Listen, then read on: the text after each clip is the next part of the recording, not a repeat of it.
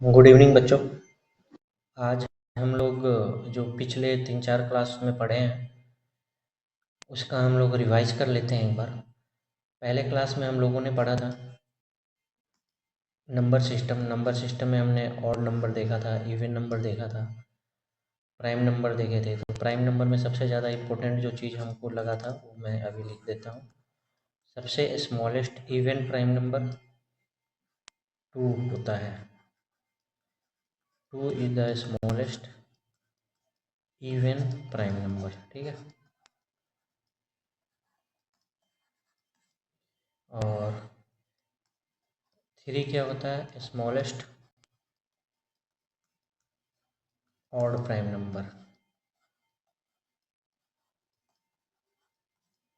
Prime number में किसी से भाग नहीं लगता है, सिर्फ 1 से डिवाइड होगा और अपने आप से डिवाइड होगा, सेल्फ से डिवाइड होगा।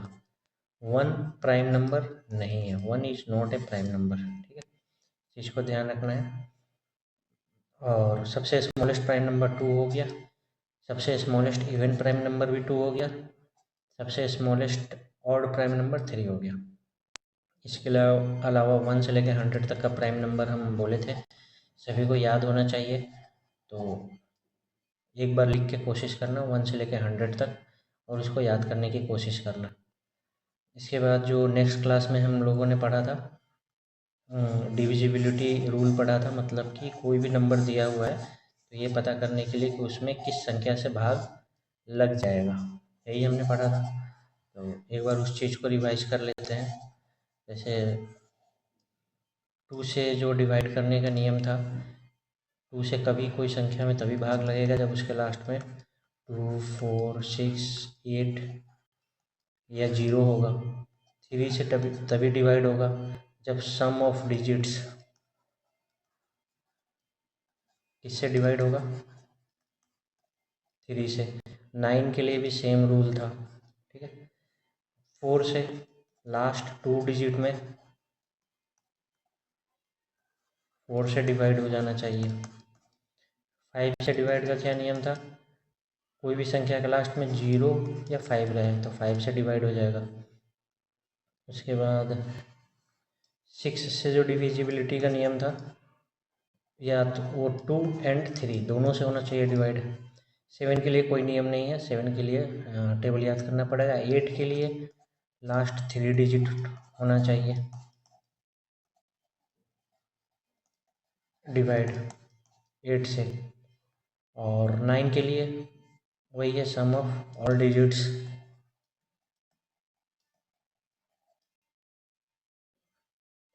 सम ऑफ ऑल डिजिट्स ये डिवाइड होना चाहिए।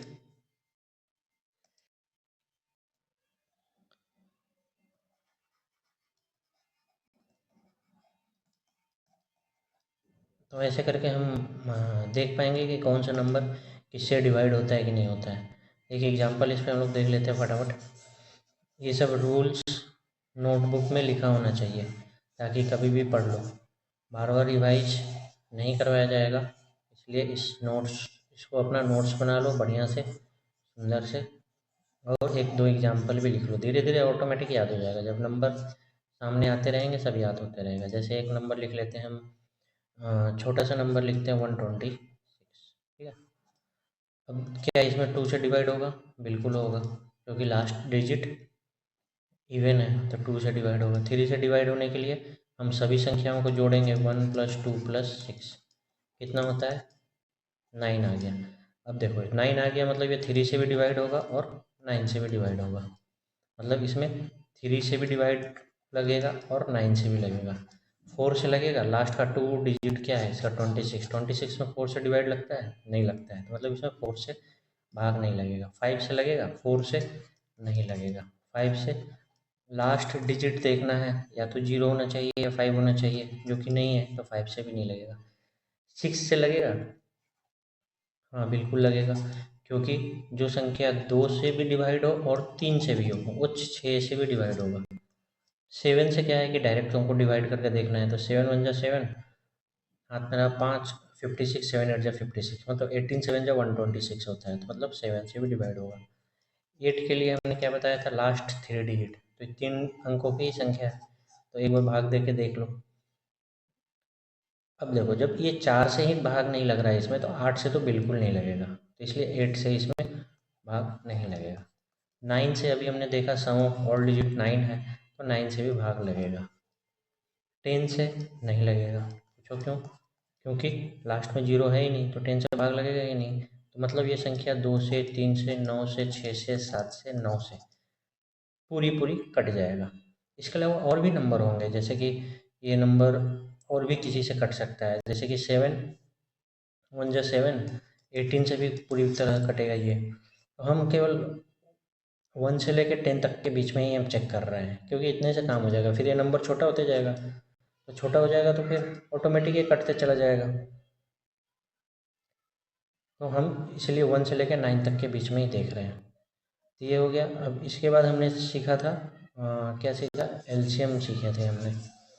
एलसीएम के लिए हमने 2 मेथड सीखा था।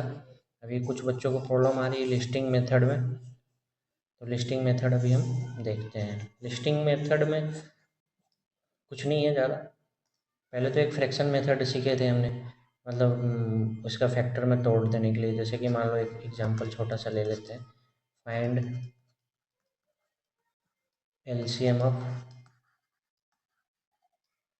4, 6 एंड 20। तो इसमें हमने क्या किया था, 4 को पहले फैक्टर कर दिया था, तो 4 का फैक्टर 2 इंटू 2 हो जाएगा, ठीक है। 6 का फैक्टर क्या हो जाएगा? 2 इंटू 3। 20 का फैक्टर क्या हो जाएगा?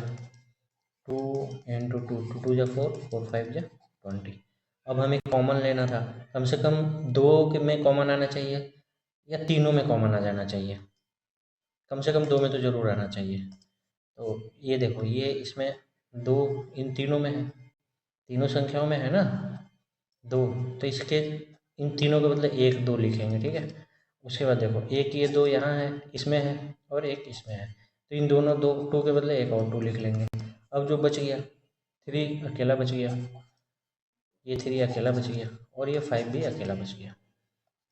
तो ऐसे करके मल्टीप्लाई कर देंगे, 60 इसका एलसीएम आ गया, ठीक है।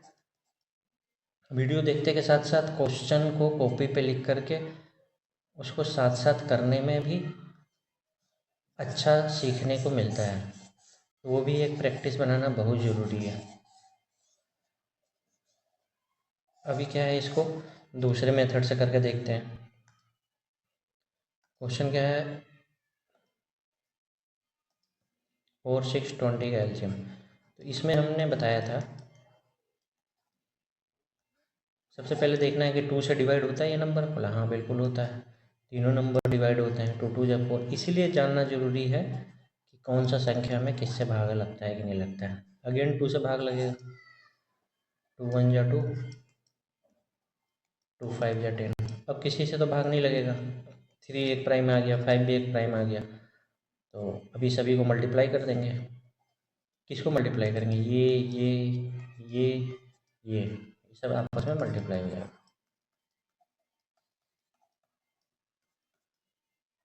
तो अगेन आ गया 60 एलसीएम, ठीक है।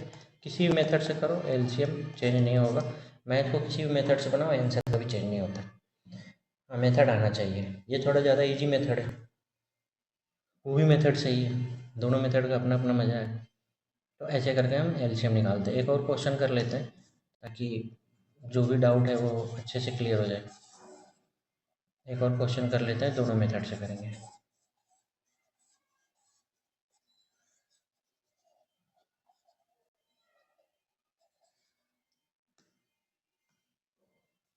क्वेश्चन लिख लेते हैं, फाइंड एलसीएम ऑफ, कुछ भी ले लेते हैं, थोड़ा सा बड़ा नंबर ले लेते हैं, ज़्यादा बड़ा भी नहीं, 2 डिजिट ही नंबर लेंगे। 18 30 45 का कर लेते हैं। देखो देख के ही लग रहा है कि इसका एलसीएम क्या आएगा, आंसर 90 आएगा। पूछो क्यों? क्योंकि 40 सबसे बड़ा क्या है, 45। तो 45 को अगर हम दोगुना कर देंगे तो 90 आ जाएगा, और 90 में 30 से भी भागा लग रहा है और 18 से भी भागा लग रहा है, तो एलसीएम 90 आएगा। अब देखो इसको पहले मेथड से करते हैं, ठीक है। फर्स्ट मेथड से करते हैं। 18 को हम पहले तोड़ लेते हैं, पहले 2 से, ठीक है। तो 2 3 जा 6, 6 3 जा 18, ठीक है। फिर 30 हो गया, 30 को भी हम तोड़ लेंगे। 2 फिर 2 3 जा 6, 6 5 जा 30। 45 को भी तोड़ेंगे, 2 से तो लगेगा नहीं, 3 से लगेगा, बिल्कुल लगेगा। 3 15 जा, फिर 15 को तोड़ लेंगे, 3 × 5, ठीक है। अभी वही कॉमन लेने वाली बात, कम से कम 2 संख्याओं में कॉमन होना चाहिए। 3 में हो गई तो और अच्छी बात है। तो पहले देखते हैं जो 3 में कॉमन है। 2, ये जो 2 है ये केवल इन्हीं दोनों में है और तो किसी में नहीं है, तो इसके बदले एक 2 हम लिख लेते हैं। अब ये जो 3 है ये तीनों में है ना, इसके बदले एक 3 हो गया। अब ये जो थर्ड 3 है, तीसरा जो 3 है, कलर चेंज करते हैं अच्छे से दिखेगा। ये वाला जो 3 है एक यहाँ है, इसमें तो नहीं है, इसमें है, तो इसके बदले एक 3 लिख लेते हैं। अब 5 बच गया, 5 के लिए एक 5 इसमें है और एक 5 इसमें है, तो मल्टीप्लाई करके कितना आ जाएगा, 5 2 जा 10 और 3 3 जा 9, तो हो गया 90, ठीक है। सेम आंसर आया, 90 एलसीएम आया था, देख के ही समझ में आ गया था। तो ये देख के तब समझ में आएगा जब धीरे धीरे प्रैक्टिस अच्छी हो जाएगी, तब समझ में आना शुरू हो जाएगा, ठीक है। अभी उतना टेंशन लेने की जरूरत नहीं, बाद में आ जाएगा प्रैक्टिस से। अभी इसको हम दूसरा मेथड से देख लेते हैं।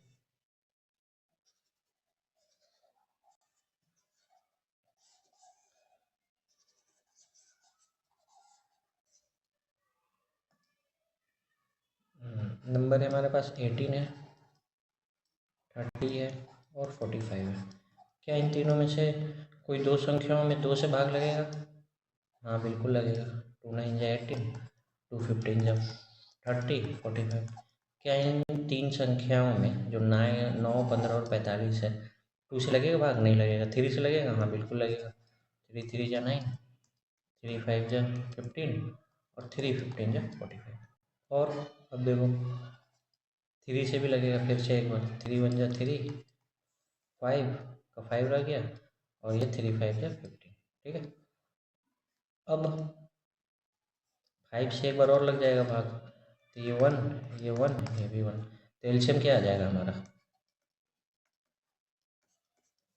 2 × 3 × 3 × 5, नीचे तो 1 1 है, तो 1 से कितना मल्टीप्लाई करो कोई फ़र्क नहीं पड़ेगा। 2 × 3 × 3 × 5 कितना आ गया, 2 × 5 10 और 3 3 जा 9, तो 9 10 जा 90, ये इसका एलसीएम आ गया।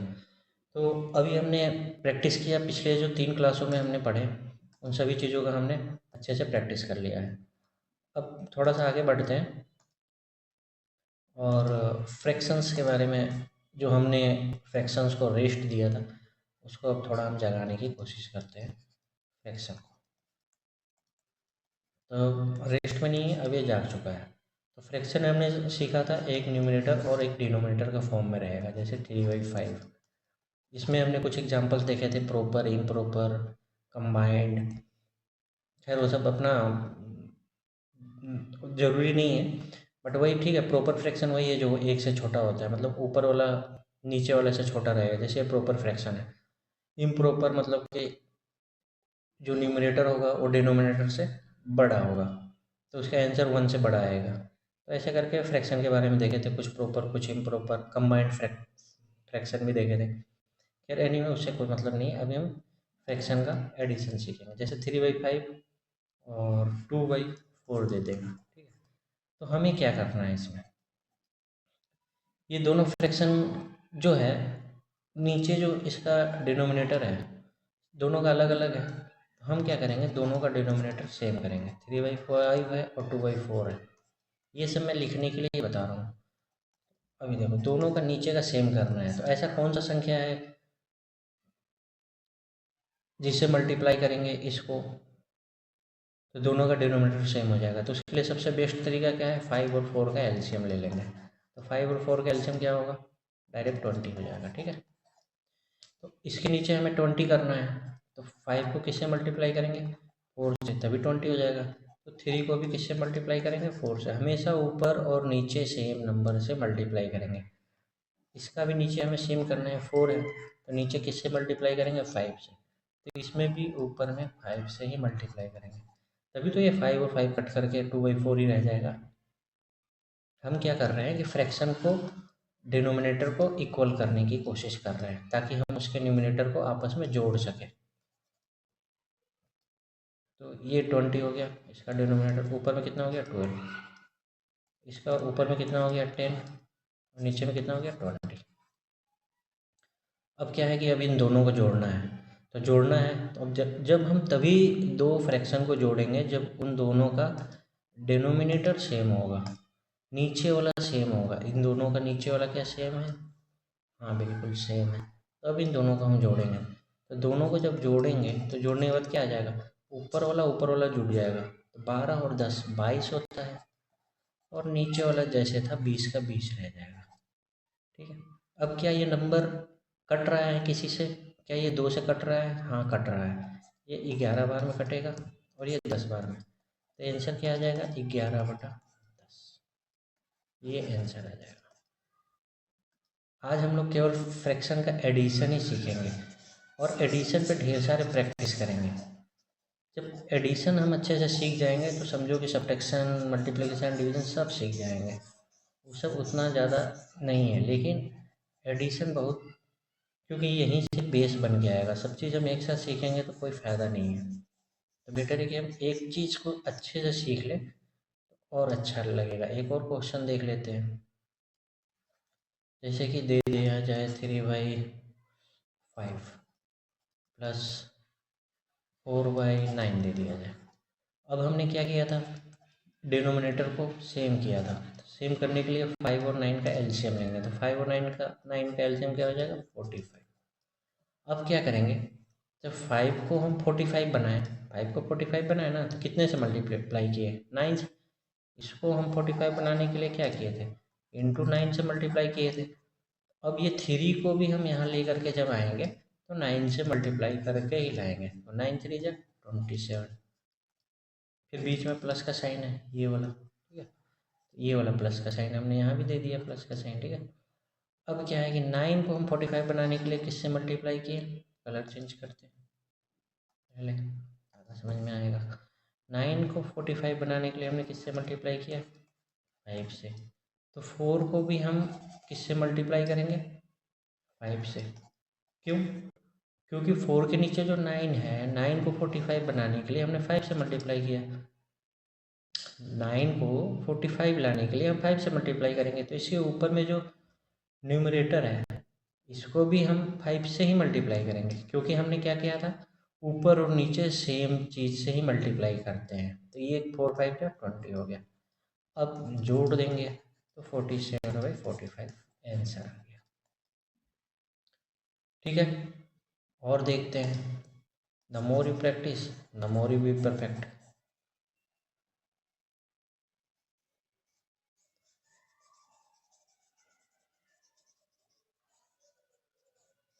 और इसके बाद फ्रैक्शन का जो चैप्टर होगा अपना, उसको कंप्लीट कर लेना, बुक वाला। जैसे कि 13/4 ले लेते हैं, ठीक है। और 2/6 ले 2/16 नहीं लेते, 2/6 तो कट के 1/3 हो जाएगा ना, तो 2/6 नहीं लेते हैं। इसको एक काम करते हैं, 5/6 ले लेते हैं, ठीक है। अभी फिर से वही बात, पहले तो 6 और 4 का एलसीएम ले लेंगे, तो 6 और 4 का एलसीएम क्या होगा? 6 और 4 का एलसीएम निकाल के देखना, 12 आएगा, ठीक है। तो 12 एलसीएम आ गया। अभी देखो, अभी यहाँ से मेन काम शुरू होता है। 4 को कितने से मल्टीप्लाई किए कि 12 आ गया? 3 से। इसका जो न्यूमिनेटर है 13, इसको भी हम कितने से मल्टीप्लाई करेंगे? 3 से। तो 13 3 जा कितना हो जाएगा? 39। बीच में प्लस का साइन है, साइन को हम यहाँ ले आएंगे। अभी दूसरा, पीला कलर पता नहीं दिखेगा कि नहीं दिखेगा, देखते हैं। 6 को हमने किससे मल्टीप्लाई, दिख तो रहा है, 6 को हमने 2 से मल्टीप्लाई किया, तो 5 को भी हम किससे मल्टीप्लाई करेंगे, 2 से मल्टीप्लाई करेंगे। समझ में आ गया, 5 2 जा 10। अभी जोड़ दो तो 49/12। समझ में आ रहा है। और एक देख लेते हैं, जल्दी मिटाते हैं। चलो एक और क्वेश्चन देखते हैं। मान लो कि 18/7 ले लेते हैं प्लस 4/5 ले लेते हैं। ठीक है, तो 7 और 5 दोनों प्राइम नंबर है।